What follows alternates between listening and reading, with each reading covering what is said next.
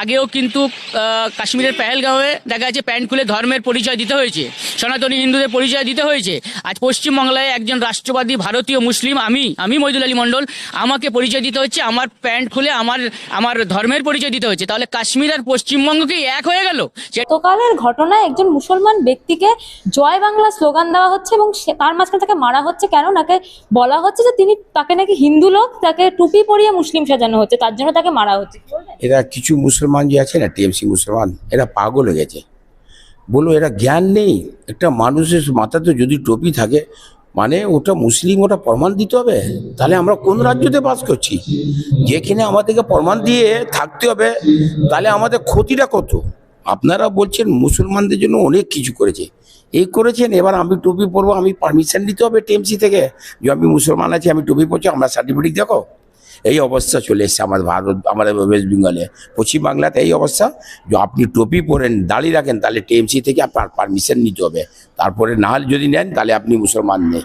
এই করছে। বলুন কোথায় আমরা থাকছি, কোন রাজ্যতে বাস করছি?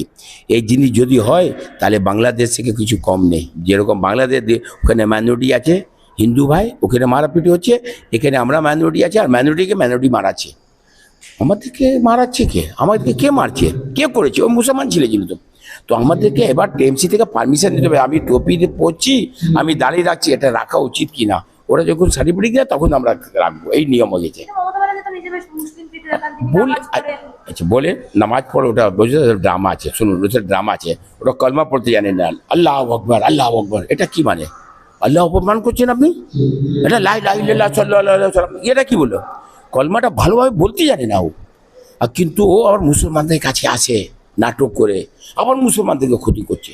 এই যে অবস্থা যে আজ কালকে যে হলো, একটা মুসলমান ছেলেকে ওই রকম করে 4-5টা ছেলে, তুই মুসলমান নেই, তুই মুসলমান নেই, তোকে প্রমাণ দিতে হবে, তোকে প্রমাণ দিতে হবে।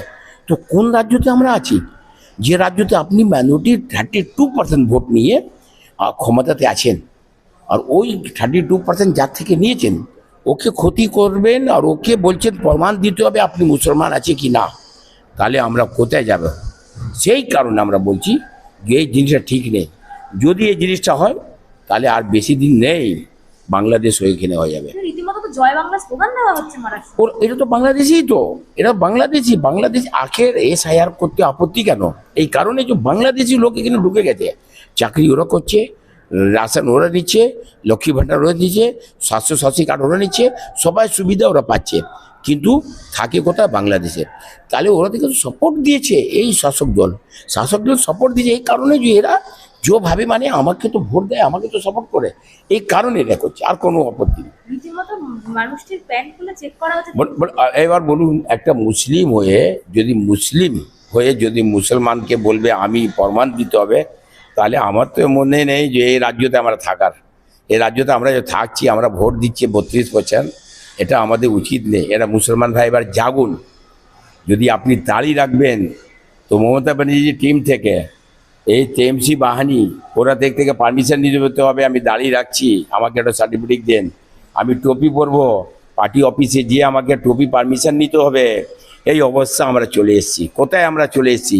এবার মুসলমান হয়ে মুসলমানকে প্রমাণ দিতে হবে, জামা খুলে। এটা লজ্জার ব্যাপার, এটা ঘৃণা হয় এই সরকার থেকে, ঘৃণা হয় এই সরকারকে। না মানে মনে হয় যে এরকম যে দিব্য দাসকে করেছে এখানে এর সরকারের যত ক্যাডার আছে সবাইকে করা উচিত আছে, সবাইকে করা উচিত আছে। দুধের গায়ে বলেছে, আবার দুধের গায়ে লাত খেতে বরদাস্ত করছে, কিন্তু এবার দুধের গায়েকে কি করতে হয়? দুধ নিচ্ছে আবার লাথি মেরে স্যাড করে দিচ্ছে। যে কালকে যে হলো ঘটনাটা, ওটা কি হলো? এই ঘটনাটা মানে ওই ছেলেকে আবার প্রমাণ দিতে হবে একটু মুসলমানকে যে আমি মুসলমান আছি। তো তাহলে কোথায় আমরা আছি? কোন রাজ্য বাস করছি? এটা ঘৃণা আছে। এ মুখ্যমন্ত্রীকেও লজ্জা লাগে না? আমাদের ভোট নিয়ে আমাদের সঙ্গে এইরকম অত্যাচার করবে? আমাদের দিয়েছে কি? কিছু দেয়নি, কিছু করেনি, শুধু নাটক ড্রামা। ওই তার সময় আসবে, লা ইলাহা ইল্লাল্লাহ এটা বলবে, আল্লাহ আকবার বলবে, এইসব করে কি করছে? তো ওটা ব্রাহ্মণ নেই, ওটা মুসলমান নেই, আপনি কি বলবেন? মুমতাজ খালা या মুমতাজ বুবু বলতে পারবেন না, না মুমতাজ ব্যানার্জি বলতে পারবেন। ব্যানার্জি হতো তো মন্দির অপমান হতো না, মন্দির এরকম দূর থেকে ফুল ছিঁড়তো না। আর যদি মুসলমান হতো তো আল্লাহ আল্লাহ আকবার এরকম বলতো না। আল্লাহর কোনো খেলার জিনিস নেই। লা ইলাহা ইল্লাল্লাহ মুহাম্মদ রাসূলুল্লাহ, এনার কোনো নেই। এটা বলে দেয় এটা ব্রাহ্মণ মেয়ে গেলা লা ইলাহা ইল্লাল্লাহ মুহাম্মদ সাল্লাল্লাহ, এটা কি মানে? এটা কি এতে বলে নাটক করছে নাকি? এসব অপমান করছেন আপনারা, আমার মুসলমানদেরকে অপমান করছেন, মুসলমান ধর্মকে অপমান করছেন। তাহলে এই অবস্থা আমরা থাকছি, এই অবস্থা আমরা খাচ্ছি, আর কোনো আমাদের সিকিউরিটি নেই। আমরা মুসলমান হয়ে এখানে সিকিউরিটি নেই, যা বলছে মুসলমানদের জন্য করেছে, কিছু করেনি।